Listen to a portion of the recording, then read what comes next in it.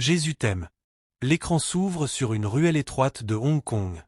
La nuit est lourde, éclairée seulement par les néons des enseignes et la lueur vacillante des lampadaires. Dans l'ombre, un homme massif avance, sa silhouette découpée comme une statue antique. C'est Bolo Yeung. Sa respiration lente, presque animale, emplit le silence. Mais derrière cette puissance brute se cache une histoire plus profonde. Bolo n'a pas grandi dans le luxe. Né en 1946, dans une Chine déchirée par les luttes, il a connu très tôt la faim, la peur et la dureté des rues. À 10 ans, il découvre les arts martiaux, et avec eux, une porte de sortie. Ses maîtres lui enseignent bien plus que la technique, ils lui transmettent la discipline, la patience, la quête d'équilibre.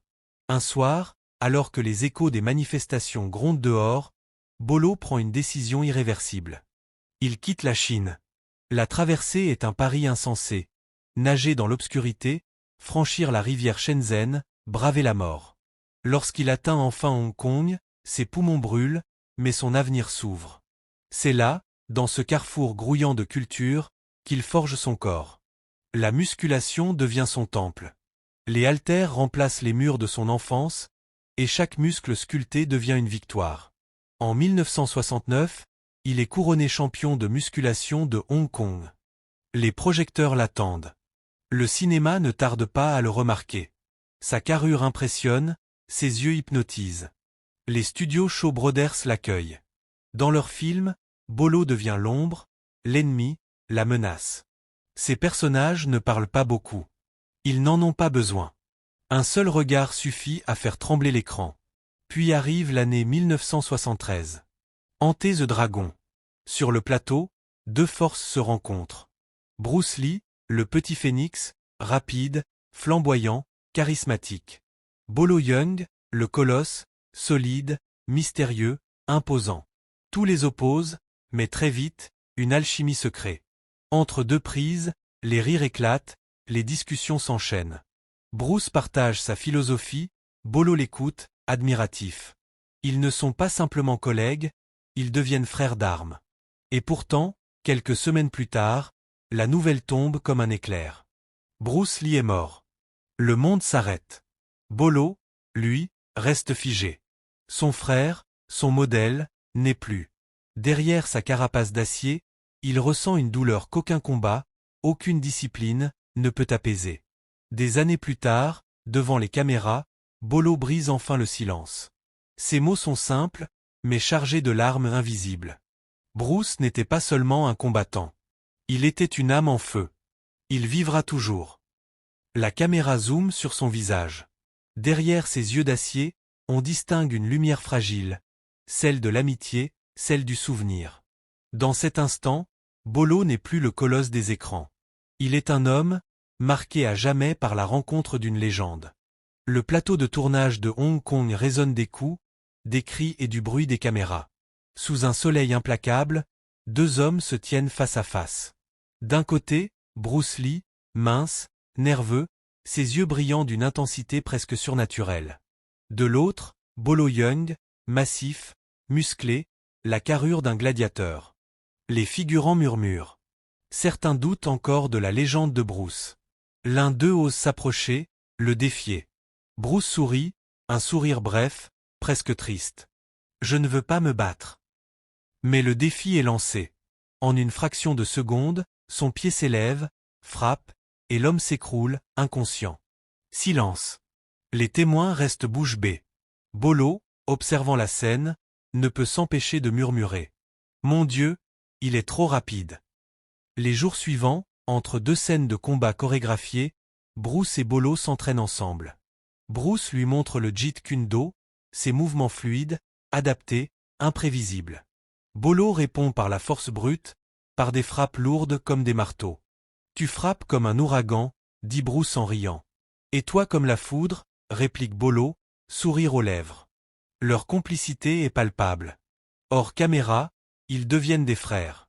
Ils rient, ils débattent, ils échangent sur la philosophie de la vie. Pour Bruce, la vitesse et l'efficacité priment. Pour Bolo, l'endurance et la puissance sont essentielles. Mais ensemble, ils se complètent, comme le yin et le yang. Puis vient la sortie de Enter the Dragon. Le film explose, conquiert le monde, rapporte des millions. Bruce devient une légende. Bolo, quant à lui, hérite de son surnom, Bolo, qui le suivra toute sa carrière. Mais derrière les paillettes, l'ombre de la tragédie approche.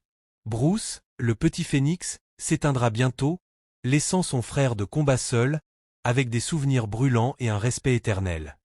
Hong Kong, début des années 70. La ville ne dort jamais. Les studios tournent jour et nuit, les néons illuminent les rues, et dans l'air flotte une effervescence unique. C'est là, dans ce monde en pleine ébullition, que deux destins se croisent. Sur un plateau publicitaire, un colosse s'avance. Son nom, Bolo Yeung. Sa musculature attire tous les regards, mais derrière sa carrure d'acier se cache un homme discipliné, silencieux, presque timide. À ses côtés, un autre homme surgit, plus petit, plus vif. Son pas est léger, son regard pénétrant. C'est Bruce Lee. Leurs regards se croisent. Un sourire. Une poignée de main ferme. À cet instant, quelque chose se crée. Un respect instinctif. 1 an plus tard, Bruce appelle Bolo. Sa voix, déterminée. J'ai un rôle pour toi. Viens avec moi dans Ante e Dragon. Bolo accepte. Le tournage devient une arène. Bruce et Bolo, entre deux prises, s'entraînent ensemble. Ils échangent coups, parades, rires et sueurs. Bruce, rapide comme un éclair, esquive et frappe. Bolo, massif, encaisse et riposte. Ce ne sont pas seulement deux acteurs, ce sont deux guerriers qui se reconnaissent. Un jour, un figurant provoque Bruce. Tous retiennent leur souffle. Bruce se lève, calme, déterminé. En un mouvement, tout est terminé. Le silence retombe. Bolo, impressionné, se dit intérieurement, cet homme n'est pas seulement un acteur. C'est un phénomène. À l'écran, le duel entre eux marque l'histoire. Mais dans les coulisses, une amitié est née. Puis, en 1973, la nouvelle tombe. Bruce est mort. Bolo apprend la nouvelle comme un coup porté en plein cœur. Il reste longtemps sans voix. Plus tard, il murmure. Il n'y aura jamais un autre Bruce Lee. J'ai eu la chance de l'appeler mon ami. Les années passent. Sur un autre plateau, à Hollywood, Bolo fait face à un autre phénomène, Jean-Claude Van Damme. Les coups claquent, les muscles s'entrechoquent, et le public, captivé, découvre un nouveau méchant inoubliable, Chong Li, dans Bloodsport.